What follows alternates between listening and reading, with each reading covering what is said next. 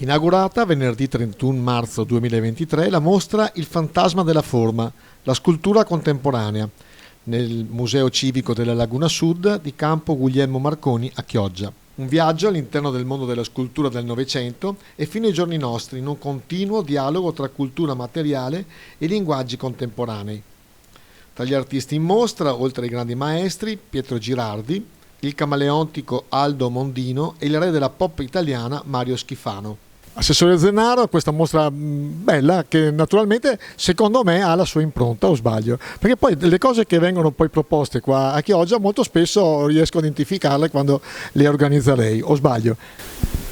Grazie innanzitutto perché mi fa piacere se riconoscete un'impronta.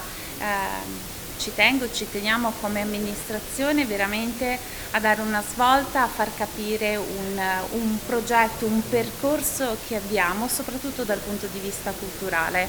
È una mostra fortemente voluta, piaciuta quando è stata proposta dal curatore Matteo Banzan e creata insieme dal titolo e anche alle varie opere e installazioni messe proprio all'interno del nostro museo, il museo civico, quindi una ricerca continua di equilibri tra il passato, il presente e il futuro.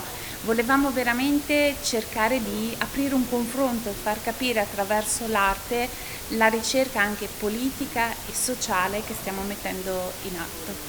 È una proposta abbastanza impegnativa, parlare di arte contemporanea non è così semplice come si può pensare. È un percorso dalla mostra, per capirci, di appropriation a questa di arte contemporanea, proprio perché vogliamo lavorare insieme, costruire insieme ai visitatori una nuova idea di città attraverso la cultura. L'arte contemporanea si può spiegare? L'arte contemporanea è sperimentazione.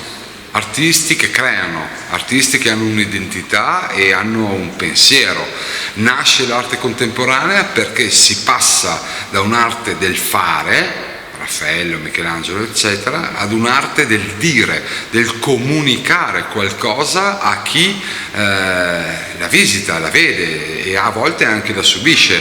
L'invito dell'artista è quello di trovare una propria interpretazione, a chiedersi perché l'artista ha realizzato quest'opera con questo materiale. Cosa può collegare questa scultura o quest'opera alla nostra società? È sempre un invito alla riflessione, l'arte. Quindi in teoria siamo 10 persone, potremmo avere 10 interpretazioni diverse? Assolutamente sì.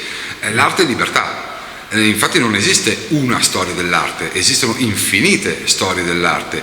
Quello che non possiamo cambiare è lo sviluppo storico dell'arte. Non possiamo dire che Impression sur le Vents di Monet sia stato dipinto nel 1913 perché a livello di datazione è del 1872.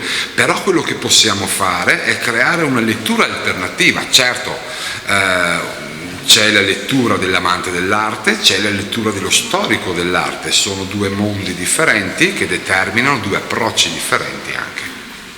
Quindi questo tipo di arte rispetto alla nostra contemporaneità è più avanti 10 anni, 20 anni, 30 anni oppure più indietro di 10, 20, 30 anni?